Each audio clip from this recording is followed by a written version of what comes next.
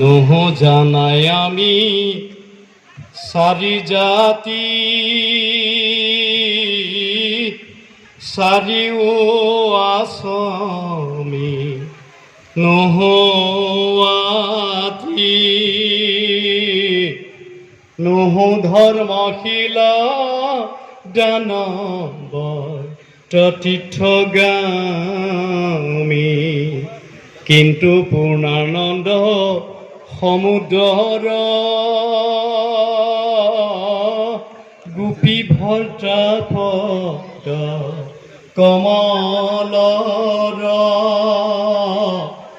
দাসৰু দাস টান দাস ভৈলৈ আমি দাসৰু দাস টান দাস ভৈলৈ আমি। কৃষ্ণ। হৰি ৰাম।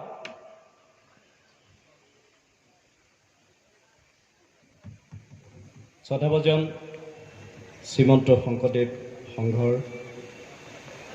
গুৰুত্বপূৰ্ণ অন্যতম জিলা ধুবুৰী জিলা শাখাৰ আতিথ্যত শ্ৰীমন্ত শংকৰদেৱ সংঘ কেন্দ্ৰীয় সেৱা বাহিনীৰ উদ্যোগত বিশ্ব মহাবীৰ চিলাৰায় সমন্বয় ক্ষেত্ৰ হালাকুৰা উচ্চতৰ মাধ্যমিক বিদ্যালয় প্ৰাংগণত অনুষ্ঠিত কেন্দ্ৰীয় সেৱা বাহিনীৰ ২৬ সংখ্যক প্ৰতিষ্ঠা দিৱসৰ দ্বিতীয় দিনাৰ আলোচনা চক্ৰৰ এই সভাত সঞ্চালকৰ আসন অলংকৃত কৰা শ্ৰীমন্ত শংকৰদেৱ সংঘৰ মহামান্য উপপদাধিকাৰ শ্ৰদ্ধেয় বসুন্ধৰ ডেকাবাপ। আজিৰ এই সভাখনিত আমাৰ মাজত উপস্থিত শ্ৰীমন্ত শংকৰদেৱ সংঘৰ মহামান্য মুখ্য উপদেষ্টা, ৰঙিয়া মহাবিদ্যালয়ৰ প্ৰাক্তন অধ্যক্ষ, বিশ্ববিদ্যালয়ৰ প্ৰাক্তন আচাৰ্য আৰু আজিৰ সভাৰ সন্মানীয় মুখ্য অতিথি ভৱেন্দ্ৰনাথ ডেকাবাপজনা, আমাৰ মাজত উপস্থিত শ্ৰীমন্ত শংকৰদেৱ সংঘৰ সন্মানীয় যুটীয়া সম্পাদক, এগৰাকী বিশিষ্ট চিকিৎসক, নলবাৰীৰ চিভিল ছাৰ্জন সন্মানীয় ডাক্তৰ দুৰ্লভ পাঠক বাপ, আমাৰ মাজত আজি আলোচক হিচাপে উপস্থিত শ্ৰীমন্ত শংকৰদেৱ সংঘৰ সাহিত্য শাখাৰ প্ৰাক্তন সভাপতি, মহাপুৰুষ শ্ৰীমন্ত শংকৰদেৱ বিশ্ববিদ্যালয়ৰ অধ্যাপক শ্ৰদ্ধেয় ডক্টৰ জগত চন্দ্ৰ কলিতা বাপ, আজি আমাৰ মাজত উপস্থিত আই মাতৃ কল্যাণ সমিতিৰ সন্মানীয় সভানেত্ৰী, আজি সভাৰ বিশিষ্ট অতিথি কিৰণ শইকীয়া বৰাই, আমাৰ মাজত উপস্থিত ভাতৃপ্ৰতিম মৰিগাঁও জিলাৰে সুসন্তান আৰু হালাকুৰা আৰক্ষী চকীৰ ভাৰপ্ৰাপ্ত আৰক্ষী বিষয়া দীপজ্যোতি ইংতি ডাঙৰীয়া, মুক্তাৰ হুছেইন ডাঙৰীয়া, আমাৰ মাজত উপস্থিত শ্ৰীমন্ত শংকৰদেৱ সংঘৰ বিত্ত উপসমিতিৰ সন্মানীয় সভাপতি ৰঙিয়া জিলা শাখাৰ অতুল ডেকাবাপজনা, আমাৰ মাজত উপস্থিত মণিকাঞ্চন বাৰ্তালোচনীৰ সন্মানীয় সম্পাদক মুনীন্দ্ৰ মহন্ত বাপ, আমাৰ মাজত উপস্থিত শ্ৰীমন্ত শংকৰদেৱ সংঘৰ কেন্দ্ৰীয় সেৱা বাহিনীৰ মুখ্য অধিনায়ক তপন কুমাৰ ৰায়, উপমুখ্য অধিনায়কদ্বয়, সচিবসকল, আজি আমাৰ মাজত উপস্থিত কেইবাখনো জিলাৰ সন্মানীয় মূলৰ সদস্যসকল, সন্মানীয় শৰণ সদস্যসকল, আই মাতৃ কল্যাণ সমিতিৰ উপসভানেত্ৰী ৰেখা তামুলী, সহকাৰী সম্পাদক নিৰু চেলেঙাই, সুদূৰ ডিব্ৰুগড়ৰ পৰা, নাজিৰাৰ পৰা, বিভিন্ন প্ৰান্তৰ পৰা তেখেত আহি আমাৰ মাজত উপস্থিত হৈছে। ফিফ্থ এণ্ড ক্ৰেডিট কোঅপাৰেটিভ ছ'চাইটিৰ মৰিগাঁও জিলাৰ সন্মানীয় অধ্যক্ষ হৰেন্দ্ৰ বৰা বাপ, অসমৰ এগৰাকী বিশিষ্ট কবি, প্ৰাক্তন বিধায়ক, আমাৰ মাজত আহি উপস্থিত হৈছে বিশেষকৈ পলাশবাৰী জিলা, ধুবুৰী জিলা, কোকৰাঝাৰ জিলা, গুৱাহাটীৰ বিভিন্ন প্ৰান্তৰ পৰা আহি উপস্থিত হোৱা সন্মানীয় বিষয়ববীয়া মূলৰ সদস্য, এই জিলাৰ মূলৰ সদস্য, শৰণ সমিতিৰ সদস্য, আই মাতৃ কল্যাণ সমিতি বৰ্তমানৰ প্ৰাক্তনৰ বিষয়ববীয়াসকল, কোকৰাঝাৰ জিলা, ধুবুৰী জিলা মনত এই অনুষ্ঠান আপোনালোকে অতি সুন্দৰভাৱে আৰু সুশৃংখলিতভাৱে অনুষ্ঠিত কৰাৰ যি উদ্যোগ ল'লে আৰু শ্ৰীমন্ত শংকৰদেৱ সংঘই আপোনালোকৰ ওপৰত দায়িত্ব দিছিলে আৰু সেই দায়িত্ব সুকলমে পালন কৰি দুদিনীয়া বৰ্ণাঢ্য কাৰ্যসূচীৰ যি অনুষ্ঠান আপোনালোকে ৰূপায়ণ কৰিবৰ কাৰণে সৌষ্ঠৱ বৃদ্ধি কৰি আজিৰ সভাৰথলীত আপোনালোকে এনেকৈ আসন পুৰাই বহি আছে, মই সমস্তজনৰ শ্ৰীচৰণৰ প্ৰণিপাত জনাইছোঁ আৰু শ্ৰীমন্ত শংকৰদেৱ সংঘৰ তৰফৰ পৰা ধন্যবাদ আৰু কৃতজ্ঞতা জনাইছোঁ। আজি এটি গুৰুত্বপূৰ্ণ যোৱাকালিৰ পৰা এই সভা আমাৰ অনুষ্ঠিত হৈ আছে আৰু এই সভাৰ জৰিয়তে আকাশে বতাহে মুখৰিত হৈছে এটাই বাৰ্তা যে আমাৰ যুৱকসকল, আমাৰ যুৱ যি মানসিকতা, আমাৰ যুৱকসকলক সঠিক পথত লৈ যোৱা, যুৱকসকলক মানুহ হিচাপে গঢ়ি তোলা, এটা জ্যেষ্ঠ নাগৰিকসকলৰ লগে লগে আমাৰ যুৱকসকলক যেন অনাগত দিনত কাম কৰিব পাৰে তাৰ কাৰণে শক্তিশালী ৰূপত তেওঁলোকক গঢ়ি তোলা, এনে কিছু উদ্দেশ্য লৈ যোৱাকালি সাধাৰণ পৰিষদৰ সভা অনুষ্ঠিত হৈছে। মুখ্য উপদেষ্টাকে প্ৰমুখ কৰি বিষয়ববীয়া সমস্তই যোৱাকালিৰ পৰা আমাৰ যুৱক যুৱতীসকলক এই শিক্ষাৰে শিক্ষিত কৰিছে আৰু শ্ৰীমন্ত শংকৰদেৱ সংঘৰ লক্ষ লক্ষ ভকতৰ মাজৰ পৰা শ্ৰীমন্ত শংকৰদেৱ সংঘৰ কেন্দ্ৰীয় সেৱা বাহিনীৰ দায়িত্ব ল'বলৈ ওলাই অহা প্ৰত্যেকখন জিলাৰ জিলাধিনায়কসকলক আৰু সঞ্চালনা সমিতিৰ সদস্যসকলক মই ধন্যবাদ আৰু কৃতজ্ঞতা জনাইছোঁ।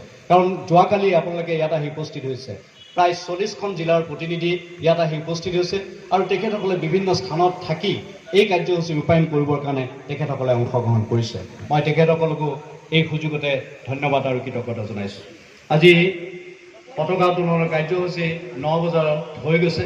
পৰৱৰ্তী সময়ত আমাৰ যিটো সাংস্কৃতিক শোভাযাত্ৰা বা ভাগৱত শোভাযাত্ৰা হৈছে, অলপ দূৰ, বেছি দূৰ নহয়, 3 কিলোমিটাৰমান জোৰা যি ভাগৱত শোভাযাত্ৰা, বৰষুণে অকণমান বিজুতি ঘটোৱাৰ কাৰণে অকণমান ছুটি কৰি কাৰ্যসূচী সামৰণি মৰা হৈছে।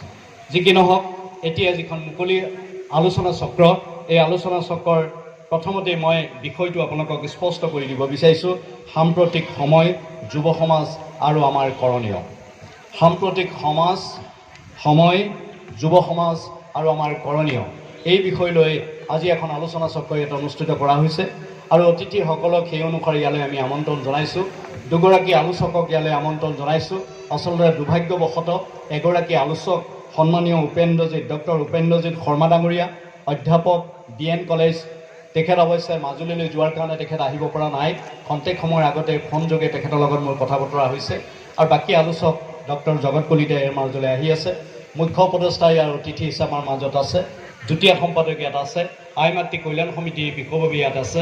সমস্তই আপোনালোকক এই সম্পৰ্কে বহলাই বক্তব্য ৰাখিব, মই দীঘলীয়াকৈ সেই সম্পৰ্কে ভিতৰলৈ নোসোমাওঁ। মই শ্ৰীমন্ত শংকৰদেৱ সংঘৰ প্ৰধান সম্পাদক হিচাপে আজি এই অনুষ্ঠানটো জাকত জিলিকাকৈ অনুষ্ঠিত কৰাৰ কাৰণে মই ধুবুৰী জিলা শাখাক প্ৰথমতে ধন্যবাদ আৰু কৃতজ্ঞতা জনাইছোঁ। মহাপুৰুষ শ্ৰীমন্ত শংকৰদেৱ গুৰুজনাৰ জীৱনৰ ভাটিবেলা, জীৱনৰ বিয়লিবেলা, যিখন ঠাইত মহাপুৰুষ শ্ৰীমন্ত শংকৰদেৱ গুৰুজনাই জীৱনৰ আটাইতকৈ মূল্যৱান যিখিনি সৃষ্টিৰাজি, এই সৃষ্টিৰাজি ৰচনা কৰা এইখনেই সেইখন ৰাজ্য, যিখন নৰনাৰায়ণ চিলাৰায়ৰ ৰাজ্য। আজি নৰনাৰায়ণ ৰজা হিচাপে থাকিল, নৰনাৰায়ণক সকলোৱে জানিলে, কিন্তু বীৰ চিলাৰায়ক সমগ্ৰ বিশ্বই আজি বিশ্ব বীৰ হিচাপে জানিবলৈ সক্ষম হৈছে। যিগৰাকী মহান বীৰ, যিগৰাকী চিলাৰায় আৰু যিগৰাকী নৰনাৰায়ণ ৰজাই মহাপুৰুষ শ্ৰীমন্ত শংকৰদেৱ গুৰুজনাৰ জীৱনৰ বিয়লি বেলাত আশ্ৰয় প্ৰদান কৰি ইমানবোৰ সৃষ্টিৰাজি, ইমান বৰ্ণিল জীৱনটো উদযাপন কৰিবৰ কাৰণে যিখিনি সুবিধা দিলে, যিখিনি সুযোগ দিলে, তাৰ কাৰণে মই এই চিলাৰায়বাসী ৰাইজ আৰু চিলাৰায়ত বসবাস কৰা, নৰনাৰায়ণ ৰাজ্যত বসবাস কৰা প্ৰত্যেকগৰাকী লোকলৈ মই ধন্যবাদ আৰু কৃতজ্ঞতা জনাইছোঁ। আপোনালোক আচলতে ধন্য, আপোনালোক আচলতে যোগ্য। মহাপুৰুষ শ্ৰীমন্ত শংকৰদেৱ গুৰুজনাক প্ৰকৃতাৰ্থত আপোনালোকে পৃষ্ঠপোষক নকৰা হ'লে, আপোনালোকে আচলতে মহাপুৰুষ শ্ৰীমন্ত শংকৰদেৱ গুৰুজনাক জীয়াই থাকিবৰ কাৰণে যিখিনি আটাইতকৈ প্ৰয়োজনীয় সময়, জীয়াই থাকিবৰ কাৰণে, ৰচনাৱলীৰ কাৰণে, সৃষ্টিৰ কাৰণে যিখিনি আটাইতকৈ উপযুক্ত সময়, এইখিনি উপযুক্ত সময় যদি আপোনালোকে ইয়াত আশ্ৰয় প্ৰদান নকৰিলেহেঁতেন, তেনেহ'লে মহাপুৰুষ গুৰুজনাক যিমান পালোহেঁতেন তাতকৈ হয়তো কম পালোহেঁতেন। আজি মহাপুৰুষ শ্ৰীমন্ত শংকৰদেৱ গুৰুজনাই এই সৃষ্টিৰাজিৰ কাৰণে মই প্ৰথমতে সেইগৰাকী মহান দুগৰাকী ব্যক্তি নৰনাৰায়ণ আৰু চিলাৰায়লৈ নমস্কাৰ জনাইছোঁ আৰু তেখেতসকলক সশ্ৰদ্ধ প্ৰণিপাত জনাইছোঁ। আৰু চিলাৰায় নৰনাৰায়ণ উদ্যোগৰ কাৰণে মহাপুৰুষ শ্ৰীমন্ত শংকৰদেৱ গুৰুজনাৰ যি বন্দিল যাত্ৰা, তাৰ কাৰণে তেখেতসকলক মই শ্ৰীমন্ত শংকৰদেৱ সংঘৰ তৰফৰ পৰা কৃতজ্ঞতা জনাইছোঁ। খন্তেক সময়ৰ আগতে আমাৰ এটা বৰগীতেৰে আৰম্ভ হৈছিলে, শুন শুন ৰে সুৰ গৌৰী প্ৰমাণ নিশা চৰণা সন্নিধান। এই গীতটো যদি কথাখিনি অকণমান মনত পৰে, তেনেহ'লে আপোনালোকে অনুভৱ কৰিব যে মহাপুৰুষ শ্ৰীমন্ত শংকৰদেৱ গুৰুজনাৰ যিখন নাটক এই অঞ্চলত ৰচনা কৰিছিল। আপোনালোকে ভালদৰে জানে, মহাপুৰুষ শ্ৰীমন্ত শংকৰদেৱ গুৰুজনাৰ সমগ্ৰ যিমান নাটক আছে, সকলোবিলাক নাটক কৃষ্ণ চৰিত্ৰ কেন্দ্ৰিক নাটক, কিন্তু একমাত্ৰ নাটক আছিল ৰাম চৰিত্ৰ কেন্দ্ৰিক। আৰু সেই ৰাম বিজয় নাটকখনৰ জৰিয়তে, এই বৰগীতৰ জৰিয়তে মহাপুৰুষ শ্ৰীমন্ত শংকৰদেৱ গুৰুজনাই আজিৰ পৰা 550 বছৰ আগতে গীতৰ জৰিয়তে সকীয়াই থৈ গৈছিলে। ৰামে যেনেকৈ সমৰ সজ্জা তৈয়াৰ কৰি ৰাৱণৰ বিৰুদ্ধে যুদ্ধ কৰিবৰ কাৰণে যেনেকৈ চেষ্টা চলিছিল, আৰু সেই চিন্তা চেতনাৰে সকলোকে কৈছিলে আমাৰ নিনাদ শুনক, আমাৰ চিঞৰ শুনিবলৈ বাধ্য হ'ব। যিসকল মানুহে বেয়া কামে কৰি আছে, যিসকল মানুহে ৰাৱণ প্ৰকৃতিৰে সমাজলৈ ধ্বংস আনিছে, সেইসকলৰ কাৰণে এই নিনাদ মহাপুৰুষ শ্ৰীমন্ত শংকৰদেৱ গুৰুজনাই তাহানিতে গৈছিলে, শুন শুন ৰে সুৰ গৌৰী প্ৰমাণা নিশাচৰ নাশ নিৰাশ। শুনক, এয়া নিশাচৰ নাশ কৰাৰ নিনাদ, এয়া নিশাচৰক নাশ কৰিবৰ কাৰণে মৰা চিঞৰ, এই চিঞৰ সমগ্ৰ বিশ্বৰ কাৰণে আছে। মহাপুৰুষ শ্ৰীমন্ত শংকৰদেৱ গুৰুজনাই এই গীতৰ মাধ্যমেৰে আজি আপোনালোকক এই গীতটোৰ জৰিয়তে এটা নতুনকৈ সকিয়নি দি থৈ গ'ল যে মহাপুৰুষ শ্ৰীমন্ত শংকৰদেৱ গুৰুজনাই সমাজৰ যিটো বেয়া শ্ৰেণী, সমাজৰ যিবিলাক বেয়া বস্তু, সমাজৰ যিবিলাক বেয়া কাম, সমাজত যিবিলাক অসুৰ প্ৰকৃতি, সমাজৰ যিবিলাক দুষ্কৃতি, এইবিলাক ধ্বংস কৰিবৰ কাৰণে নৎসাত কৰি এটা সভ্য, এটা সংস্কৃতি যি কি নহওক, আজি আমি এই মুহূৰ্তত ইয়াত থিয় হৈ মই মহাপুৰুষ শ্ৰীমন্ত শংকৰদেৱ গুৰুজনাৰ অকণমান জীৱন বৃত্তান্ত আপোনালোকক ক'ব বিচাৰিছোঁ। মহাপুৰুষ শ্ৰীমন্ত শংকৰদেৱ গুৰুজনাৰ জীৱন, আমি যদি জীৱন লীলা বুলি কওঁ, মহাপুৰুষ শ্ৰীমন্ত শংকৰদেৱ গুৰুজনাৰ যি লীলা, স্বয়ং শ্ৰীকৃষ্ণৰ যি লীলা, শিশুকালৰ যি লীলা, এই লীলাৰ লগত যেন অমিল নাই। মহাপুৰুষ শ্ৰীমন্ত শংকৰদেৱ গুৰুজনাৰ মানুহ, আমি বিশ্বাস কৰোঁ মহাপুৰুষ শ্ৰীমন্ত শংকৰদেৱ গুৰুজনাৰ মানুহ, আৰু পূৰ্ণ ব্ৰহ্ম স্বয়ং শ্ৰীকৃষ্ণই মানুহ হিচাপে এইখন পৃথিৱীত ধৰাধামত জন্মগ্ৰহণ কৰিছে। কোনেও ক'ব নোৱাৰে স্বয়ং শ্ৰীকৃষ্ণ মানুহ, স্বয়ং শ্ৰীকৃষ্ণ 125 বছৰ এইখন পৃথিৱীত, এইখন ধৰাধামত জীৱন যাপন কৰিছে, লীলা সামৰিছে।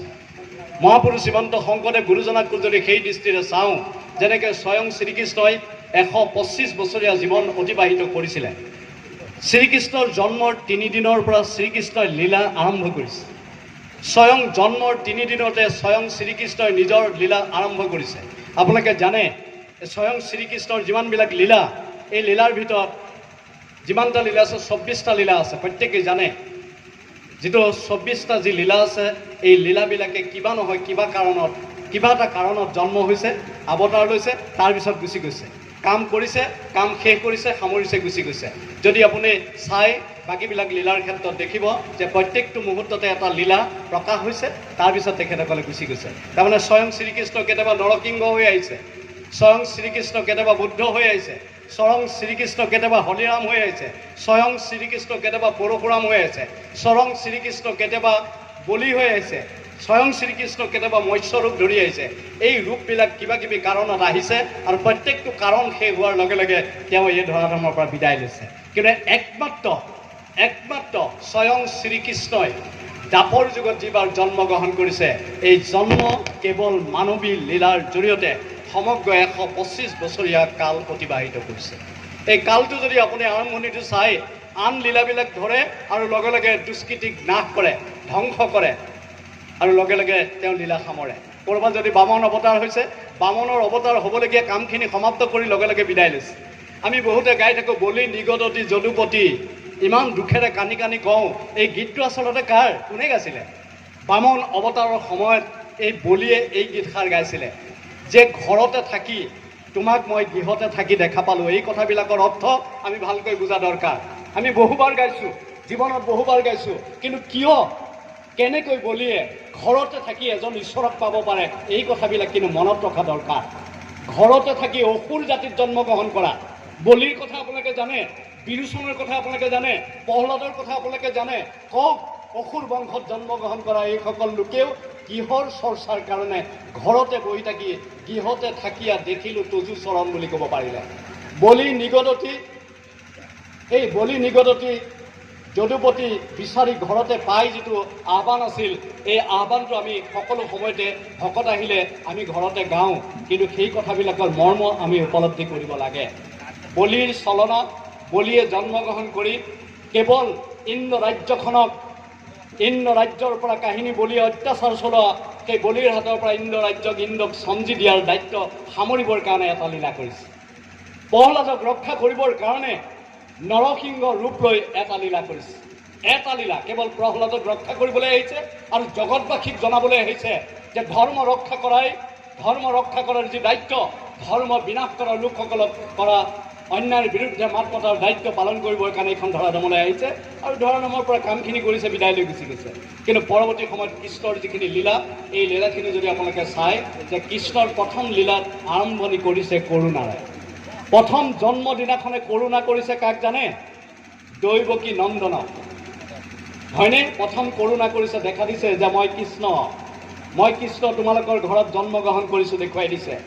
সেই শুই থকা যিবিলাক মানুহে পহৰা দি আছিল, পহৰাবিলাকক শুই থাকিবৰ কাৰণে তেওঁ আহ্বান জনাইছে, আৰু শুই থকাৰ কাৰণে তেওঁলোকক শুই থাকিবলৈ সন্মতি প্ৰদান কৰিছে, যে তেওঁলোকে শুই আছে। কৰোণা কৰিবলৈ আৰম্ভ কৰিছে, হত্যা কৰিবলৈ আৰম্ভ কৰা নাই, মানুহ মাৰিবলৈ আৰম্ভ কৰা নাই। পৰৱৰ্তী সময়ত বুজনি দিছে যে মোক আচলতে এনেকৈ ইয়াত ৰাখিব নোৱাৰিবা, তোমালোকে নন্দ যশোদাৰ ঘৰত মোক গৈ থৈ আহা। এই বাণীবিলাক তাৰ পৰা প্ৰচাৰ কৰিছে। বাণীবিলাকৰ জৰিয়তে তেওঁ নিজৰ কামখিনি কৰি গৈ আছে। 3 দিন, জন্মৰ 3 দিনত পুতনা ৰাক্ষসনীক বধ কৰিছে। জন্মৰ 3 দিনত পুতনা ৰাক্ষসনীক বধ কৰিছে। আৰু 7 বছৰ বয়সত স্বয়ং শ্ৰীকৃষ্ণই দেউতাক, আপোনালোকে জানে, দেউতাকক কৈছে যে ইন্দ্ৰক পূজা কৰিব নালাগে। আপোনালোকৰ সাহস আছে? আপোনালোকে সাহস কৰিব? কোনোবা সৰু ল'ৰা ছোৱালী এই শিক্ষাৰে শিক্ষিত হ'ব? মাক আৰু দেউতাকে যদি বেয়া কাম কৰে তাৰ বিৰুদ্ধে মাত পাতিব পাৰিব? দেখুৱাই থৈছে জগত সভাক যে মহাপুৰুষ শ্ৰীমন্ত শংকৰদেৱ গুৰুজনে যেনেকৈ 12 বছৰ পৰ্যন্ত ঘৰতে কটাই 12 বছৰ কেৱল অধ্যয়ন কৰিবৰ কাৰণে শিক্ষা অনুষ্ঠানলৈ গৈছে, সংস্কৃত টোললৈ গৈছে। 12 বছৰত সংস্কৃত টোললৈ গৈ 19 বছৰ বয়সতে মহাপুৰুষ শ্ৰীমন্ত শংকৰদেৱ গুৰুজনাই লীলা আৰম্ভ কৰিছে। যেনেকৈ স্বয়ং শ্ৰীকৃষ্ণই লীলা আৰম্ভ কৰিছে, তেনেকৈ মহাপুৰুষ শ্ৰীমন্ত শংকৰদেৱ গুৰুজনাৰ নিজৰ নিজৰ লীলা এটাকৈ আৰম্ভ কৰি মানুহক দেখুৱাই আছে যে মই এইখন জগতত জন্মগ্ৰহণ কৰিছোঁ, মানুহ হিচাপে মোৰ শৰীৰ হৈ আছোঁ, কিন্তু মই মানৱীয় লীলাৰ উপৰিও জগতৰ কল্যাণৰ কাৰণে অৱতাৰী পুৰুষৰ যিখিনি লীলা, এই লীলাখিনি মই কৰিব লাগিব, এইটো মোৰ দায়িত্ব। গতিকে মহাপুৰুষ শ্ৰীমন্ত শংকৰদেৱ গুৰুজনাই আৰম্ভণিৰ পৰা এই লীলাসমূহ আৰম্ভ কৰিছে আৰু জগতবাসীক দেখুৱাই থৈ গৈছে। আৰু লীলাৰ জৰিয়তে সমাজখন সংস্কাৰ কৰিবৰ কাৰণে, এই লীলাৰ জৰিয়তে সমাজখনক নিয়ন্ত্ৰণ কৰিবৰ কাৰণে, সমাজত এটা সংস্কৃতি প্ৰতিষ্ঠা কৰিবৰ কাৰণে, দুষ্কৃতিক নাশ কৰিবৰ কাৰণে, অন্যায়ৰ বিৰুদ্ধে মাত মাতিবৰ কাৰণে, মানুহক এটা সজাগ হ'বৰ কাৰণে এটা শক্তি প্ৰদান কৰিছে।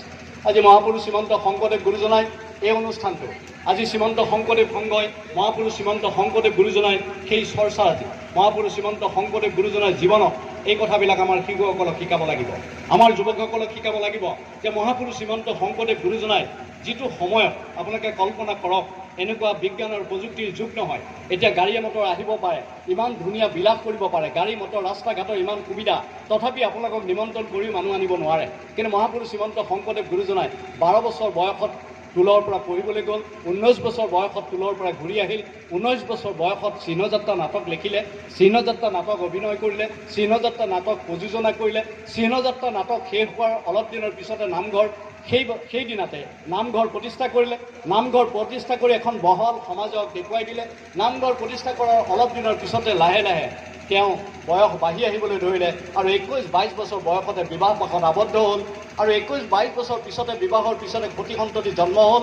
তাৰ পৰৱৰ্তী সময়ত 12 বছৰৰ কাৰণে তীৰ্থলৈ ওলাই গুচি গ'ল। আপোনালোকে এৰিব পাৰিব? এখন ঘৰৰ পৰা এদিনৰ কাৰণে ওলাই আহিবলৈ টান, ৰাতিটো যোৱাৰ পিছত দ্বিতীয় ৰাতিটো থাকিবলৈ টান। কিন্তু মহাপুৰুষ শ্ৰীমন্ত শংকৰদেৱ গুৰুজনাই 12 বছৰৰ কাৰণে তীৰ্থ ভ্ৰমণলৈ ওলাই আহিছে। আৰু কেনেকৈ ওলাই আহিছে? গাড়ী লৈ আহিছিল নেকি? নে বিলাসী গাড়ীত উঠি গৈছিলে? নাই যোৱা, খোজকাঢ়ি আৰম্ভ কৰিছে।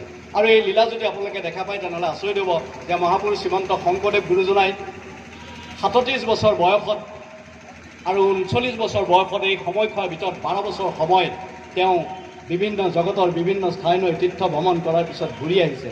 আৰু ঘূৰি অহাৰ পিছত তেখেতে এটাকৈ পিছৰ যিখিনি লীলা, এই লীলাবিলাক কৰিবলৈ আৰম্ভ কৰিছে। মহাপুৰুষ শ্ৰীমন্ত শংকৰদেৱ গুৰুজনাৰ জীৱনবিলাক যদি আমি অধ্যয়ন কৰোঁ তেনেহ'লে আমাৰ শিশুসকলক, আমাৰ ল'ৰাসকলক, আমাৰ যুৱকসকলক এই শিক্ষাৰে আমি শিক্ষিত কৰিব লাগিব যে কিমান কষ্ট কৰিব লাগিব, জীৱনটো কিমান কষ্টসাধ্য, কিমান কষ্টৰ জৰিয়তে এটা ৰাজহুৱা জীৱন পাব পাৰি, এটা জাতীয় জীৱন পাব পাৰি, তাৰ কাৰণে আমি চেষ্টা কৰিব লাগিব। আজি যুৱকসকলক আমি এইখন সমাজলৈ মাতি আনিছোঁ, আমাৰ যুৱক যুৱতীসকলক ইয়ালৈ মাতি আনিছোঁ। 12 বছৰ হোৱাৰ লগে লগে তেওঁলোকক ইয়ালৈ মাতি আনিছোঁ। 12 বছৰৰ পৰা 35 বছৰ ভিতৰত এইসকল যুৱক যুৱতীক আমি আধ্যাত্মিক, নৈতিক, শাৰীৰিক, মানসিক, বৌদ্ধিক এই শিক্ষাৰে শিক্ষিত কৰিবৰ কাৰণে চেষ্টা কৰিছোঁ। আমাৰ যুৱক যুৱতীসকলে নেতৃত্ব দিব লাগিব সমাজৰ। আজি শ্ৰীমন্ত শংকৰদেৱ সংঘই কেন্দ্ৰীয় সেৱা বাহিনী যিদিনাখন জন্ম দিছিলে সেইদিনাখন কোনেও কল্পনা কৰা নাছিলে। আমাৰ যুৱক যুৱতীসকল শ্ৰীমন্ত শংকৰদেৱ সংঘলৈ নাহে, আমাৰ আই মাতৃসকল শ্ৰীমন্ত শংকৰদেৱ সংঘলৈ নাহে।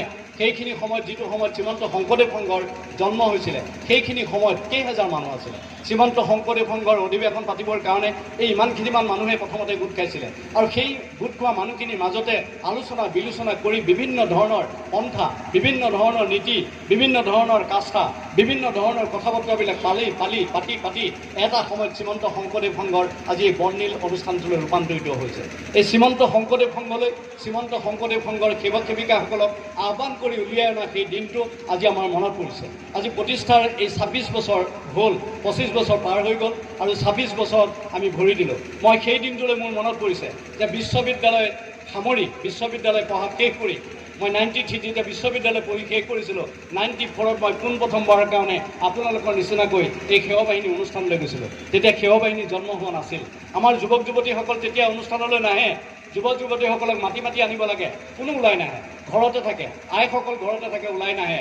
কিন্তু মোক কেইজনমান ল'ৰাই এদিনাখন ক'লে যে মই বিভিন্ন প্ৰতিযোগিতাত, তৰ্ক প্ৰতিযোগিতাত অংশ লওঁ, কলেজৰ প্ৰতিযোগিতাত, হায়াৰ ছেকেণ্ডেৰী প্ৰতিযোগিতাত, স্কুলৰ প্ৰতিযোগিতাত মই সদায় প্ৰথম হ'ম আৰু অসমৰ ভিতৰতে মই কেইবাবাৰ প্ৰথম স্থান পাবলৈ সক্ষম হৈছিলোঁ। দুজনমান ল'ৰাই মোক সৰু ল'ৰাই ক'লে যে ছাৰ আপুনি ব'লক, হাটবৰত বোলে এখন যুৱ সমাৰোহ হ'ব, তালৈ আপুনি ব'লক। 95 চনৰ কথা কৈছোঁ। হাটবৰত এখন যুৱ সমাৰোহ হ'ব, তালৈ ব'লক। তাৰ আগতে 94 চনত যোৰহাটত এখন যুৱ সমাৰোহ হ'ল আৰু সেই যুৱ সমাৰোহত মাত্ৰ 71 গৰাকী ডেকা ল'ৰা গৈছে, ছোৱালী নাই। মাত্ৰ 71 গৰাকী গৈ তাত গৈ উপস্থিত হৈছে এখন যুৱ সমাৰোহ। যোৰহাট নামঘৰত অনুষ্ঠিত হোৱা সেই সভাখনত 71 গৰাকী যুৱতী নাই, যুৱক। কল্পনা কৰক, 94 চনত 94ত 71 গৰাকী যুৱক যুৱতী। যেতিয়া 95 চনত হাটবৰত এই অনুষ্ঠান পতা হ'ল, তেতিয়া তাত দেখা গ'ল হাজাৰ বিজাৰ যুৱক যুৱতী। আচৰিত কিন্তু, মাত্ৰ এবছৰৰ ভিতৰত হাজাৰ বিজাৰ যুৱক যুৱতী যেতিয়া হাটবৰত, যেতিয়া কলিয়াবৰ হাটবৰত যেতিয়া যুৱ সমাৰোহ অনুষ্ঠিত হৈছে, হাটবৰৰ আদৰণি সমিতি তেতিয়া এগৰাকী প্ৰিন্সিপাল আছিল, কলিয়াবৰ কলেজৰ প্ৰিন্সিপাল নৰেন হাজৰিকা। তেখেত আদৰণি সমিতিৰ সভাপতি আছিল। তেখেতে নেজানে যে আচলতে ইমান ল'ৰা ছোৱালী গোট খাব নেকি, ভবাই নাই, কল্পনাই কৰা নাই। এটা নামঘৰৰ ভিতৰত এখন আদৰণি সমিতি পাতি নামঘৰৰ ভিতৰত এটা মঞ্চ আছে, বিয়াগম মঞ্চ, তাৰ ভিতৰতে অনুষ্ঠান পাতিব বুলি ভাবিলে। আৰু যেতিয়া গৈ পেলাই পৰৱৰ্তী সময়ত দেখিলে যে সকলোবিলাক মানুহ চাৰিওফালৰ পৰা ল'ৰা যুৱক যুৱতীবিলাক চাৰিওফালৰ পৰা আহিবলৈ আৰম্ভ কৰিছে। হাজাৰ বিজাৰ যুৱক যুৱতী আৰম্ভ হৈছে। আজি মুনীন্দ্ৰ মহন্ত মোৰ লগত আছে। তেতিয়া আমাৰ যেতিয়া যুদ্ধ হয়, যুদ্ধ ক'ত হয়, মঞ্চত হয়। তেতিয়া তৰ্ক প্ৰতিযোগিতা হয়। নিৰ্বাচন ক'ত কৰে যে তৰ্ক প্ৰতিযোগিতাত যি জিকিব তেওঁ প্ৰথম, দ্বিতীয়, তৃতীয়, আৰু তেওঁলোকক অলপ হ'লেও ভাষণ দিবৰ কাৰণে পদাধিকাৰী কৈ থৈ দিব যে আপোনালোকে অকণমান ভাষণ দিব লাগিব, 20 মিনিটৰ কাৰণে সাজু হৈ থাকিব। 95 চনত আৰম্ভ হৈছিলে সেই যুৱ সমাৰোহ আৰু 95 চনৰ পৰা 94 চনৰ পৰা আৰম্ভ কৰিছিলোঁ। আৰু 95 চনৰ পৰা যুৱ সমাৰোহ যেতিয়া আৰম্ভ হৈছিলে, তেতিয়া মানুহবিলাকে সুধিছিলে যে কি যুৱ সমাৰোহ, কি সেৱা বাহিনী। তেতিয়া সেৱা বাহিনী জন্মই হোৱা নাই। কি যুৱ সমাৰোহ, শ্ৰীমন্ত শংকৰদেৱ সংঘ কি? তেতিয়ালৈকে শ্ৰীমন্ত শংকৰদেৱ সংঘৰ মণিকাঞ্চনৰ জন্ম হোৱা নাই। তেতিয়া মাত্ৰ চিন্তামণি নামৰ এখন কাকত জন্ম হৈছে। এই কাকতখনত যেতিয়া নামবিলাক ওলাইছে, যুৱ সমাৰোহৰ কথা বাতৰিবিলাক ওলাইছে, তেতিয়া আমি দৌৰি কাকতখন চাবলৈ গৈছোঁ যে কাকতত নাম ওলাইছে। মৰিগাঁও জিলাখনৰ নাম কাকতত ওলাইছে, চিন্তামণিত ওলাইছে যে মৰিগাঁও জিলাৰ বাবুল বৰাই বক্তৃতা প্ৰতিযোগিতাত প্ৰথম পুৰস্কাৰ পাইছে। কাকতখন চাবৰ কাৰণে মোৰ এগৰাকী শিক্ষাগুৰু তৰুণ শইকীয়া, তেখেতৰ ঘৰত কাকতখন আছে, বেলেগৰ ঘৰত নাই। কাকতখন চাবলৈ গৈছোঁ। আজি আপোনালোকে কল্পনা কৰক, 71 গৰাকী 94ত, তাৰপিছত হাজাৰ হাজাৰ যুৱক যুৱতী 95ত, 97ত যেতিয়া চিপাঝাৰৰ চিয়াখোৱা নামঘৰত এই অনুষ্ঠান পতা হ'ল, তেতিয়া লক্ষজন যুৱক যুৱতী ওলাই আহিল শ্ৰীমন্ত শংকৰদেৱ সংঘৰ মজিয়ালৈ। এই লক্ষ গুৱাহাটী, তাৰ মাজৰ চোৱাত ৰূপনগৰত অনুষ্ঠিত হ'ল। 96 চনত ৰূপনগৰত অনুষ্ঠিত হ'ল। ৰূপনগৰ পাৰ হৈ চিপাঝাৰ যেতিয়া অনুষ্ঠিত হৈ গ'ল, তেতিয়া আপোনালোকে দেখিছে হাজাৰ বিজাৰ যুৱক যুৱতী। চিপাঝাৰ কলেজৰ প্ৰাংগণ, চিপাঝাৰ চাউলখোৱা নামঘৰ, চিৰাখোৱা নামঘৰ প্ৰাংগণ, চাৰিওফালে যুৱক যুৱতী চাৰিওফালৰ পৰা আহিল আৰু জিলাৰ সভাপতি সম্পাদকসকল, মূলৰ সদস্যসকল চাৰিওফালৰ পৰা দৌৰি আহিল। কি হ'বলৈ গৈ আছে? শ্ৰীমন্ত শংকৰদেৱ সংঘ কি এটা নতুন জাগৰণ আৰম্ভ হৈছে। সকলোবিলাক যুৱক যুৱতী তালৈ দৌৰি আহিছে। আৰু সেই দিনটোৰ, এই প্ৰথম দিনটোৰ কাৰণে মই আজি কৈছোঁ যে 25 বছৰ 26 বছৰ আগতে শ্ৰীমন্ত শংকৰদেৱ সংঘৰ এই সেৱা বাহিনীৰ জন্ম দিয়া হৈছিলে। আৰু মানৱ পুত্ৰ হিচাপে সেৱা বাহিনীৰ জন্ম দিছিলে আৰু সেই জন্মৰ সময়ত কৰোণাকান্ত কলিতা আপোনালোকে ভালদৰে জানে যে মোৰ জীৱনৰ আটাইতকৈ পুৰুষা ব্যক্তি যিগৰাকী সান্নিধ্যই মোৰ জীৱনটো বেছিকৈ মহিয়ান কৰিছিলে সেইখিনি সময়ত আজি হয়তো মই প্ৰধান সম্পাদকৰ দায়িত্ব নল'লোহেঁতেন মই এখন হায়াৰ ছেকেণ্ডেৰী প্ৰিন্সিপাল হৈ থাকিলোহেঁতেন কিন্তু মই বি এড কৰিবলৈ গৈছিলোঁ সেইখিনি মই কিন্তু কৰোণাকান্ত কলিতাই ফোন কৰি মোক বি এডৰ পৰা লৈ গুচি আহিল যে আপুনি বি এড পৰীক্ষা দিব নালাগে ক'ত প্ৰিন্সিপাল হ'ব লাগে বি এড পঢ়ি পেলাই কিডাল হ'ব আপুনি গুচি আহক মই এম এ কৰি থৈছিলোঁ বি এড কৰিবলৈ গৈছিলোঁ বি এডৰ ফাৰ্ষ্ট ইয়েৰ শেষ হ'ল ছেকেণ্ড ইয়েৰ পৰীক্ষাও দিবলৈ নাপাওঁতে কৰোণাকান্ত কলিতাই আজি প্ৰধান সম্পাদকৰ দায়িত্ব অৰ্পণ কৰিলে এই প্ৰধান সম্পাদকৰ দায়িত্ব লোৱাৰ পৰা আজি শ্ৰীমন্ত শংকৰদেৱ সংঘৰ কেন্দ্ৰীয় সেৱা বাহিনী এগৰাকী সেৱকে প্ৰধান সম্পাদকৰ দৰে দায়িত্ব ল'ব পৰা যিখিনি যোগ্যতা যিখিনি দক্ষতা এইখিনি আপোনালোকে মৰম আৰু স্নেহৰ কাৰণে আজি এইখিনি অৱস্থাত পালোঁ আজি শ্ৰীমন্ত শংকৰদেৱ সংঘৰ সেৱক সেৱিকাসকলক আপোনালোকে মানুহ কৰাৰ দায়িত্ব ল'ব লাগিব আপোনালোকে তেওঁলোকক গুৰু দায়িত্ব লওক কেৱল তেওঁলোকক পঢ়া শুনাৰ কথাই নক'ব পঢ়া শুনাৰ লগতে তেওঁলোকৰ চাৰিত্ৰিকভাৱে তেওঁলোকৰ চৰিত্ৰ গঠন কৰিব লাগিব পঢ়া শুনা কৰিলেই নহ'ব তেওঁলোকক শাৰীৰিকভাৱে সুস্থ হ'ব লাগিব পঢ়া শুনা কৰি ডাঙৰ চাকৰি ল'লে নহ'ব তেওঁলোকৰ সমাজৰ কাৰণে অৰিহণা থাকিব লাগিব বহু যুৱক যুৱতী দেখিছোঁ মাক আৰু দেউতাকে ডাক্তৰ ইঞ্জিনিয়াৰ কৰিবৰ কাৰণে চেষ্টা কৰে কেৱল ডাক্তৰ হ'ব লাগে কেৱল ইঞ্জিনিয়াৰ হ'ব লাগে পঢ়িব নোৱাৰে তেওঁলোকক যেনে তেনেকৈ ডাক্তৰ ইঞ্জিনিয়াৰ কৰিবৰ কাৰণে ছায়েন্সত পঢ়িবলৈ বাধ্য কৰায় অসমীয়া মাধ্যমত পঢ়ি আহে অসমীয়াত তেওঁলোকে বি এ পঢ়িবৰ কাৰণে আগ্ৰহ প্ৰকাশ কৰে মাক আৰু দেউতাকে বাধ্য কৰা নহয় বি এ পঢ়িব নালাগে আৰ্টছত পঢ়িব নালাগে ছায়েন্সত পঢ়িব লাগে দুবাৰ ফেইল কৰে তথাপি তেওঁলোকক ছায়েন্সত পঢ়িব লাগে কিয় তেওঁলোকক ডাক্তৰ লাগে ইঞ্জিনিয়াৰ তেওঁলোকক তেওঁলোকক আই এছ কিন্তু সমাজখন নিয়ন্ত্ৰণ কৰিব নোৱাৰে সমাজ গঢ়ি তুলিবৰ যুৱতীসকলৰ দৰকাৰ আছে সমাজখন নিয়ন্ত্ৰণ কৰিবৰ কাৰণে যুৱক যুৱতী আগবাঢ়িব লাগিব যদি জাতিটোৰ মুখৰ ভাষা নিদিলেহেঁতেন মহাপুৰুষ শ্ৰীমন্ত শংকৰদেৱ গুৰুজনাই আমাক থিয় হৈ খোজকাঢ়িবলৈ যদি নিশিকালেহেঁতেন মহাপুৰুষ শ্ৰীমন্ত শংকৰদেৱ গুৰুজনাই আমাৰ সাহিত্য সংস্কৃতিৰ যদি সৌধ নিৰ্মাণ নকৰিলেহেঁতেন মহাপুৰুষ শ্ৰীমন্ত শংকৰদেৱ গুৰুজনাই যদি আমাৰ সাজ পোছাক আমাৰ মুখৰ ভাষা নিদিলেহেঁতেন তেনেহ'লে আজি অসমীয়া হিচাপে নিজক পৰিচয় দিব নোৱাৰোঁ ভাৰতৰ সমগ্ৰ ভাৰতত যিটো সময়ত সমগ্ৰ বিশ্বত যিটো সময়ত প্ৰান্তীয় ভাষাবিলাকৰ উৎকৰ্ষ হোৱা নাই কোনো প্ৰান্তীয় ভাষাত কিতাপ গ্ৰন্থ লিখা নাই সেইখিনি সময়ত মহাপুৰুষ শ্ৰীমন্ত শংকৰদেৱ গুৰুজনাই ভাগৱতখন অসমীয়াত অনুবাদ কৰিছে কল্পনা কৰি লওক বিশ্বত যিটো সময়ত ভাগৱত অনুবাদ হৈছে 1885 খ্ৰীষ্টাব্দত 1865 খ্ৰীষ্টাব্দত 85 খ্ৰীষ্টাব্দত ভাগৱত অনুবাদ হৈছে ভাগৱত সংস্কৃত ভাষাৰ পৰা ইংৰাজীলৈ অনুবাদ হৈছে এনিবেচনতে ভাগৱত যেতিয়া অনুবাদ কৰিছে সৌ সিদিনাখন তেতিয়া মানুহবিলাকে ভাগৱতখন পঢ়িবলৈ আৰম্ভ কৰিছে কিন্তু মহাপুৰুষ শ্ৰীমন্ত শংকৰদেৱ গুৰুজনাই সংস্কৃত নজনা মানুহৰ কাৰণে ভাগৱতখন অসমীয়াত অনুবাদ কৰি দিছিল আজি সেই ভাষাত যদি ভাগৱত অনুবাদ নকৰিলেহেঁতেন অসমৰ মৌকুশ ভাগৱতখন যদি গ্ৰন্থখন অধ্যয়ন কৰিবলৈ নাপালেহেঁতেন তেনেহ'লে অসমীয়াই আজি এনেকৈ অসমীয়া নিজৰ বিশ্বত নিজৰ পৰিচয় দিবলৈ সক্ষম নহ'লহেঁতেন আজি মহাপুৰুষ শ্ৰীমন্ত শংকৰদেৱ গুৰুজনাই নিজৰ নাটকৰ ভাষাত আপোনালোকে জানে কোনো নাটকৰ ভাষাত সেইখিনি সময়লৈকে ভাৰতবৰ্ষ পৃথিৱীৰ ক'তো নাটকৰ ভাষাত প্ৰান্তীয় ভাষা ব্যৱহাৰ হোৱা নাই প্ৰান্তীয় ভাষা ব্যৱহাৰ হোৱা নাই কিন্তু মহাপুৰুষ শ্ৰীমন্ত শংকৰদেৱ গুৰুজনাই পোনপ্ৰথমবাৰৰ কাৰণে নাটকৰ ভাষাত আৰ্য আধুনিক ভাৰতীয় ভাষা ব্যৱহাৰ কৰি দেখুৱাইছে আৰ্য আধুনিক ভাৰতীয় ভাষা ব্যৱহাৰ কৰি নাটকত দিছে সংলাপ দিছে আহে সামাজিক লোক দেখ শূন্য নিৰন্তৰে হৰিবল হৰিবল কথাবিলাক কোৱাৰ লগে লগে আপোনালোকে বুজি পায় কীৰ্তনৰ ভাষা আপোনালোকে বুজি পায় ইমান সুন্দৰকৈ অসমীয়া ভাষাত এই কথাবিলাক যদি কৈ থৈ নগ'লহেঁতেন বজ্জালী ভাষা সৃষ্টি নকৰিলেহেঁতেন তেনেহ'লে ভাৰতবৰ্ষৰ এই ৰাজ্যবিলাকৰ লগত এটা সমন্বয় বাতাবৰণ সৃষ্টি কৰিব নোৱাৰিলেহেঁতেন সেইখিনি সময়ত ক্ষমতা সেইখিনি সময়ত অসম সেইখিনি সময়ত বিহাৰ এই 4 ৰাজ্য 3 ৰাজ্যৰ সকলোবিলাক মানুহৰ মাজত এটা সমন্বয় স্থাপন কৰাৰ কাৰণে আজি বৃহত্তৰ অসমখনে অসমীয়া হিচাপে নিজক পৰিচয় দিব পাৰিছে আজি মহাপুৰুষ শ্ৰীমন্ত শংকৰদেৱ গুৰুজনাই যদি বৰদোৱাতে জন্মগ্ৰহণ কৰি তাতেই যদি থাকিলেহেঁতেন তাতেই যদি ৰচনাৱলীৰ এখন ৰচনা কৰিলেহেঁতেন তাৰ পৰাই যদি ধৰ্ম প্ৰচাৰ কৰিলেহেঁতেন তেনেহ'লে আজি বীৰ চিলাৰায় বা নৰনাৰায়ণৰ সেতুবন্ধনৰ কাম কোনে কৰিলেহেঁতেন মহাপুৰুষ শ্ৰীমন্ত শংকৰদেৱ গুৰুজনাৰ কাৰণে বীৰ চিলাৰায় আৰু নৰনাৰায়ণৰ জাউতি যুগীয়া হৈ পৃথিৱীৰ সমগ্ৰ বিশ্বলৈ বিয়পি পৰিল আজি নৰনাৰায়ণ চিলাৰায়ে মহাপুৰুষ শ্ৰীমন্ত শংকৰদেৱ গুৰুজনাক আশ্ৰয় দি গ্ৰন্থৰাজি ৰচনা কৰিবৰ লাগে সৃষ্টিৰাজি প্ৰসাৰিত কৰিবৰ কাৰণে যিখিনি চেষ্টা কৰিলে তাৰ কাৰণে যে বিশ্বত মহাপুৰুষ শ্ৰীমন্ত শংকৰদেৱ গুৰুজনাটো প্ৰতিষ্ঠা হ'লেই স্বয়ং বীৰ পুৰুষ আমাৰ চিলাৰায় প্ৰতিষ্ঠা হ'ল আৰু নৰনাৰায়ণ বিশ্বত প্ৰতিষ্ঠা হ'ল। এতিয়া বিশ্বত কথা ক'বলৈ গ'লেই মহাপুৰুষৰ কথা ক'বলৈ গ'লেই মাধৱ পুৰুষৰ কথা ক'ব লাগে, মাধৱ পুৰুষৰ কথা ক'বলৈ গ'লেই নাৰায়ণৰ কথা ক'ব লাগে, নাৰায়ণৰ কথা কোৱাৰ লগে লগে নৰনাৰায়ণৰ কথা কোৱাৰ লগে লগে চিলাৰায়ৰ কথা আজি ক'ব লাগে। গতিকে মই চিলাৰায় ৰাজ্যত নৰনাৰায়ণৰ ৰাজ্যত আহি মই এইটোৱে আপোনালোকক কওঁ যে মহাপুৰুষ শ্ৰীমন্ত শংকৰদেৱ গুৰুজনাই যি সেতু বন্ধন কৰিলে, যি সেতু নিৰ্মাণ কৰিলে, এইটো চৰকাৰে টকা পইচা খৰচ কৰি নিৰ্মাণ কৰিব নোৱাৰিলেহেঁতেন। চৰকাৰে ৰাস্তা নিৰ্মাণ কৰিব পাৰে, চৰকাৰে বিশ্ববিদ্যালয় নিৰ্মাণ কৰিব পাৰে, চৰকাৰে দলং নিৰ্মাণ কৰিব পাৰে, কিন্তু মানুহৰ মাজত যিটো সেতু এইটো চৰকাৰে নিৰ্মাণ কৰিব নোৱাৰে। এই সেতু নিৰ্মাণ কৰিব লাগিব শ্ৰীমন্ত শংকৰদেৱ সংঘৰ মহাপুৰুষৰ আদৰ্শৰে। মহাপুৰুষৰ আদৰ্শলৈ যাওক, আপুনি ক'তো ঘৃণাৰ পাত্ৰ নহয়। মহাপুৰুষৰ আদৰ্শলৈ যাওক, আপোনাক সন্মান কৰিব। মহাপুৰুষে আমাক বেয়া কথা ক'তো শিকোৱা নাই। মহাপুৰুষে কৈছে আমাক সন্মান কৰিবলৈ শিকাইছে। প্ৰত্যেকটো জাতি জনগোষ্ঠীৰ লোকসকল যিসকল নিষ্পেষিত, যিসকল নিজৰ ভাষাৰ আজি পৰিচয় নাই, যিসকল নিজৰ খাদ্যৰ পৰিচয় নাই, যিসকলে নিজৰ সাজ পোছাকৰ পৰিচয় নাই, সেইসকল মানুহক মহাপুৰুষ শ্ৰীমন্ত শংকৰদেৱ গুৰুজনাই আৰু শ্ৰীমন্ত শংকৰদেৱ সংঘই উলিয়াই আনিলে। আজি শ্ৰীমন্ত শংকৰদেৱ সংঘৰ মঞ্চত থকা কোচ ৰাজবংশীসকল, শ্ৰীমন্ত শংকৰদেৱ সংঘৰ মঞ্চত থকা তিৱা জনগোষ্ঠীৰ লোকসকল, আজি ৰাভা জনগোষ্ঠীৰ লোকসকল, আজি কাৰ্বি জনগোষ্ঠীৰ লোকসকল, আজি মাৰাং জনগোষ্ঠী, চিংফু জনগোষ্ঠী, নংকে জনগোষ্ঠী, চাহ বনোৱাসকল, এইসকলক হিচাপ দিলে আপোনালোকে অন্ত নাপাব। কিমান হিচাপ দিম মই আপোনালোকক?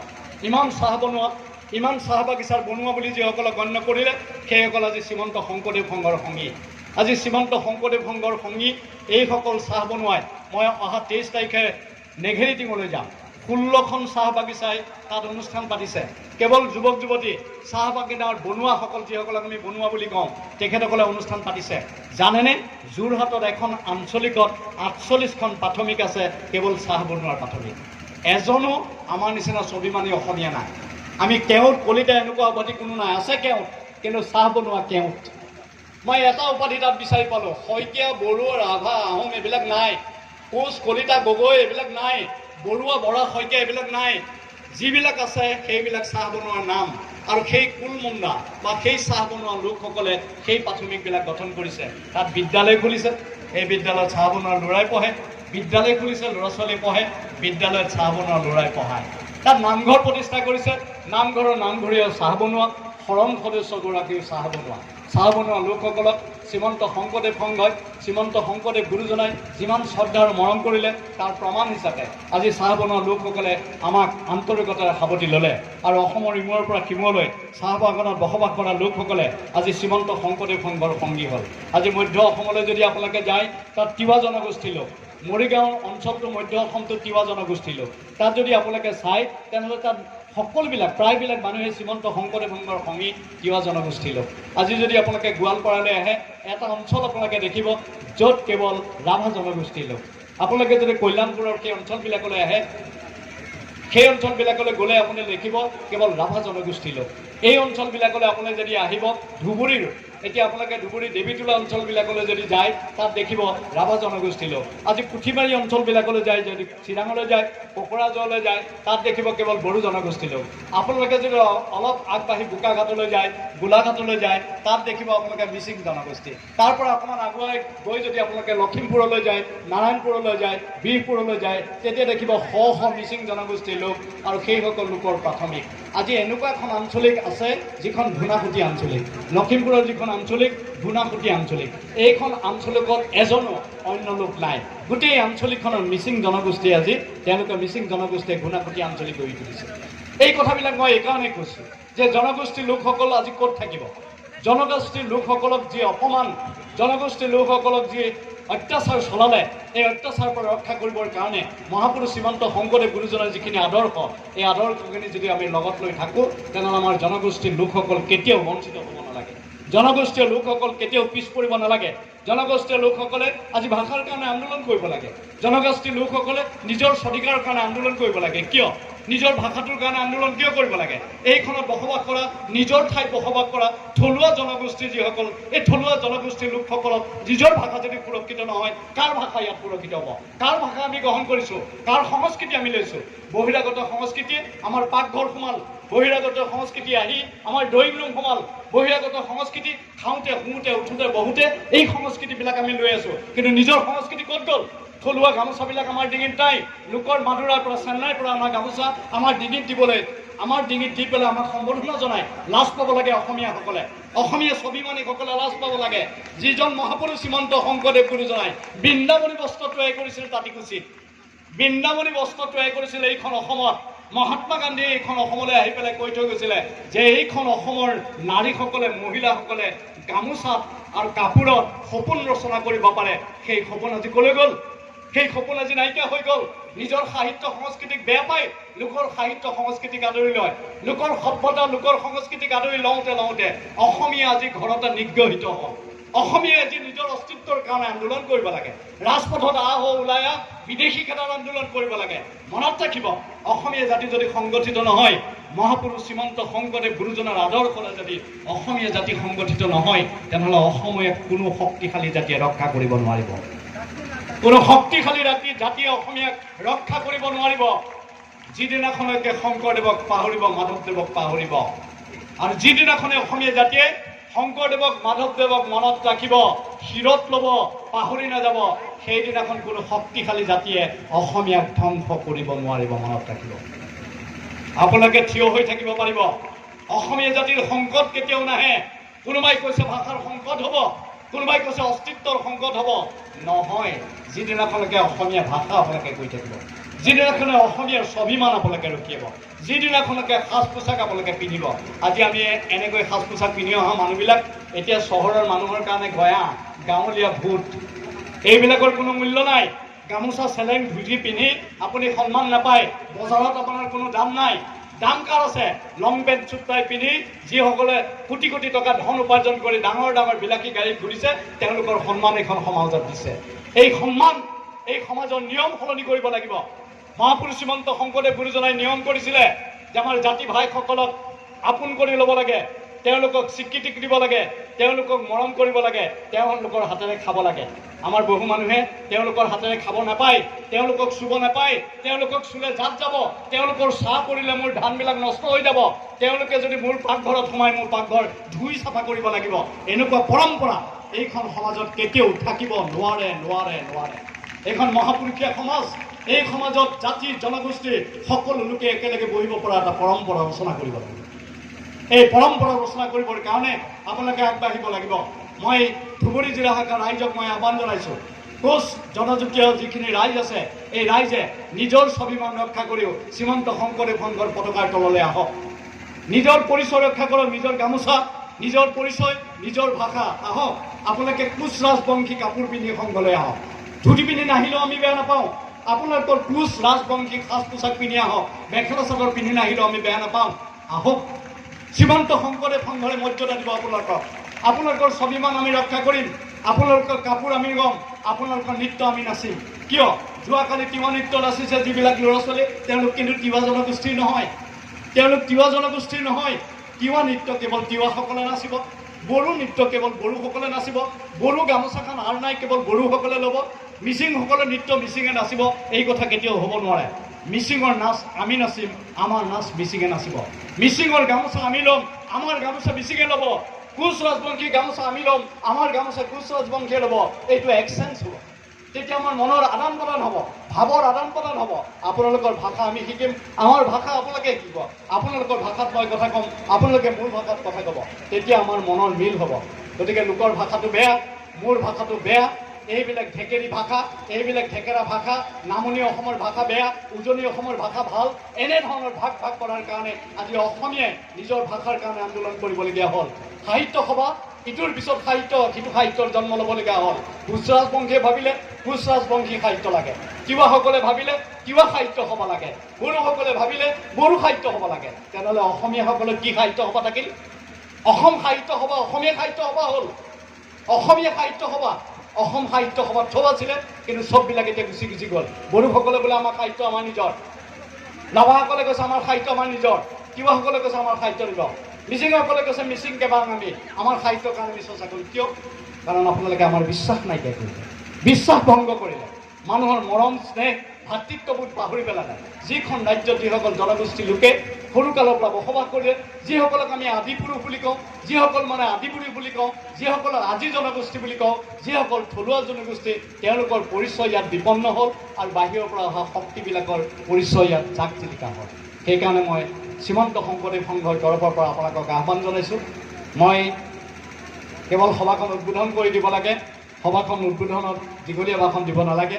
তথাপি খুব আৱেগিক হৈ যাওঁ কেতিয়াবা, আৰু এই অঞ্চললৈ আহিবলৈ নাপাওঁ, আপোনালোকক লগ নাপাওঁ। আজি আপোনালোকৰ ইয়াতে বহি আছে গণেশ গোস্বামী, তেখেত এখন সত্ৰত আছিলে, আজি শ্ৰীমন্ত শংকৰদেৱ সংঘৰ সংগী। আপোনালোকে এটা হাত চাপৰি দিয়ক গণেশ গোস্বামীৰ প্ৰতি। গণেশ গোস্বামী, এইগৰাকী গণেশ গোস্বামী ভেলা মধুপুৰ বুলি ক'লে, ভেলাডুংগা বুলি ক'লে, মহাপুৰুষ শ্ৰীমন্ত শংকৰদেৱ গুৰুজনাৰ অন্তিম ক্ষণত যিখিনি ঠাইত বসবাস কৰিছিল ভেলাডুংগা, সেই ভেলাডুংগাৰ এইসকল লোকে আজি মহাপুৰুষ শ্ৰীমন্ত শংকৰদেৱ গুৰুজনাৰ প্ৰতি শ্ৰদ্ধা জনাই শ্ৰীমন্ত শংকৰদেৱ সংঘৰ সংগী হ'বলৈ আজি নৱীকৰণ জমা দিছে।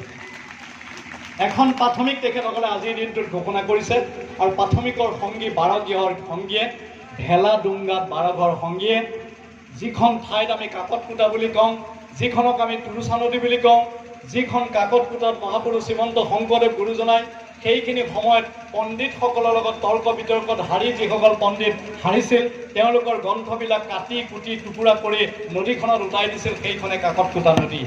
মহাপুৰুষ শ্ৰীমন্ত শংকৰদেৱ গুৰুজনাই যেতিয়া নৰনাৰায়ণ চিলাৰায় ৰাজসভালৈ ওলাই গৈছিলে, উঠি গৈছিলে, সেইখিনি সময়ত প্ৰতিটো খোজে খোজে দেৱ দানৱ দাৰণ দেৱ পৰং বৰ বাৰিজ লুচন চক্ৰ ধৰং ধৰণী ধৰ ধাৰণ ধেয় পৰং পৰমাৰ্থ বিদ্যাস নাশ কৰম বুলি যেনেকৈ প্ৰতিটো খোজে খোজে টুপে টুপে ওপৰলৈ উঠি গৈ আছিল, আৰু সেই কথাবিলাক মনত ৰাখি এই বীৰ চিলাৰায় নৰনাৰায়ণ সেতু বন্ধন কৰিবৰ কাৰণে আজি প্ৰথমবাৰৰ কাৰণে ভেলাডুংগাত এখন প্ৰাথমিক শাখা গঠন কৰিল, আৰু কোচবিহাৰ জিলা শাখাৰ লগত অসমৰ পুনৰবাৰ, আগতেতো আছিলে কোচবিহাৰ লগত, আমাৰ উত্তৰ বেংগল, নৰ্থ বেংগলৰ, ৱেষ্ট বেংগলৰ লগত আমাৰ আছে, নৰ্থ বেংগলৰ লগত আমাৰ সম্পৰ্ক আছে, তাত আমাৰ প্ৰাথমিক আছে। জলপাইগুৰিত আমাৰ এতিয়া প্ৰাথমিক হ'ব, লাহে লাহে এই প্ৰাথমিকৰ কাৰণে কাম কৰি আছে, আৰু আজি নতুনকৈ ভেলাডুংগাত এখন প্ৰাথমিক হ'ল, আৰু এই প্ৰাথমিকখনৰ জৰিয়তে শ্ৰীমন্ত শংকৰদেৱ সংঘৰ জয়যাত্ৰা, আৰু আজি এটা শুভক্ষণ আমাৰ কাৰণে, আৰু এই শুভক্ষণত তেখেতসকলে আমাৰ লগত চামিল হৈ আমাক শক্তি প্ৰদান কৰিলে, আমাক যি সমৰ্থন দিলে, তাৰ বাবে মই তেখেতসকলক পুনৰবাৰ ধন্যবাদ আৰু কৃতজ্ঞতা জনাইছোঁ। আৰু মহাপুৰুষ শ্ৰীমন্ত শংকৰদেৱ গুৰুজনাই বৰদোৱাৰ পৰা আৰম্ভ কৰিছিলে, বৰদোৱাত মাত্ৰ 67টা বছৰ আছিলে, বৰদোৱালৈ দ্বিতীয়বাৰৰ কাৰণে মহাপুৰুষ শ্ৰীমন্ত শংকৰদেৱ গুৰুজনাৰ ঘূৰি যোৱা নাই। মাত্ৰ 67 বছৰ বয়সত, কল্পনা কৰ 67 বছৰ বয়সত মহাপুৰুষ শ্ৰীমন্ত শংকৰদেৱ গুৰুজনে বৰদোৱাৰ পৰা ওলাইছে, আৰু বৰদোৱাৰ পৰা ওলাই 119 বছৰ বয়স পৰ্যন্ত মহাপুৰুষ শ্ৰীমন্ত শংকৰদেৱ গুৰুজনে সক্ৰিয়ভাৱে সৃষ্টিৰাজি ৰচনা কৰি থৈ গৈছে। যুৱক যুৱতীসকল, আই মাতৃসকল, বিশেষকৈ যুৱক যুৱতীসকল, যে আপোনালোকৰ ওপৰত এই গুৰু দায়িত্ব দিলে, মহাপুৰুষ শ্ৰীমন্ত শংকৰদেৱ গুৰুজনাই দি থৈ যোৱা দায়িত্ব, শ্ৰীমন্ত শংকৰদেৱ সংঘৰ দায়িত্ব, লক্ষ্মীনাথ বেজবৰুৱাৰ পৰা আৰম্ভ কৰি পৰৱৰ্তী সময়ত জ্যোতিপ্ৰসাদ আগৰৱালা, বিষ্ণুপ্ৰসাদ ৰাভাৰ যি দায়িত্ব, মহেশ্বৰ নেওগ, ডিম্বেশ্বৰ নেওগৰ যি দায়িত্ব, বাণীকান্ত কাকতি গোস্বামীলৈকে, আমাৰ পীতাম্বৰ দেৱ গোস্বামীলৈ তেওঁলোকৰ দায়িত্ব, পুনৰণ চুতীয়াৰ পৰা আৰম্ভ কৰি কৰুণাকান্ত কলিতালৈকে যি দায়িত্ব, সেই দায়িত্ব আপোনালোকৰ ওপৰত অৰ্পণ কৰা হ'ল। এই দায়িত্ব আপোনালোকে ল'ব লাগিব। শ্ৰীমন্ত শংকৰদেৱ সংঘৰে 91 বছৰীয়া বৰ্ষত আপোনালোকে যুৱক যুৱতীসকলে এই দায়িত্ব লৈ কাণ পাতি লৈ আগবাঢ়ি যাব লাগিব, আৰু প্ৰত্যেকটো মুহূৰ্ততে সংগঠনৰ কাম কৰিবৰ কাৰণে নিৰ্ভীকভাৱে গাঁৱে ভূঞে চহৰে নগৰে যিকোনো ঠাইলৈ চাইকেলেই হওক, মটৰচাইকেলেই হওক, গাড়ীয়ে হওক, আপোনালোকে মানুহৰ মনত, মানুহৰ অন্তৰত বিৰাজমান কৰা ঐশ্বিক শক্তি এক আৰু অনন্ত, এই কথাবিলাক প্ৰমাণ কৰি ঘৰে ঘৰে আপোনালোক যাওক, আৰু শ্ৰীমন্ত শংকৰদেৱ সংঘৰে জয়যাত্ৰা আৰম্ভ হওক। মই বেছি দীঘলীয়া কথা নকৈ এইখিনি কথাৰে হ'ব পৰা বলটুটি মাৰ্জনা বিচাৰি আপোনাক মহামহন্তৰ শ্ৰীচৰণত প্ৰণিপাত জনাই আজি যিখন যুৱ সমাৰোহ, মই কৈছোঁৱেই যে বিষয়টো বৰ জৰুৰী বিষয় সম্পৰ্কত মই একো কথাই কোৱা নাই, কাৰণ যুৱকসকলক যিটো বৰ্তমানৰ যুৱ সমাজ তেওঁলোকৰ কৰণীয় কৰ্তব্যৰ দায়িত্ব, এই সম্পৰ্কে আমাৰ আলোচকে আগবঢ়াই দিব। আপোনালোকে কি কি দায়িত্ব পালন কৰিবলগীয়া আছে, কি কি দায়িত্ব আপোনালোকে পালন কৰিব লাগিব, কেনে দায়িত্বৰে আপোনালোকক আগবাঢ়িব লাগিব, এই আটাইবিলাক কথা আমাৰ নিৰ্দিষ্ট বক্তা আলোচকসকলে আগবঢ়াব। এইখিনি কথাৰে আজিৰ এই সভাখনি আনুষ্ঠানিকভাৱে শুভ উদ্বোধন কৰা হ'ল বুলি ঘোষণা কৰিছোঁ। অপৰাধ মাৰ্জনা কৰিব।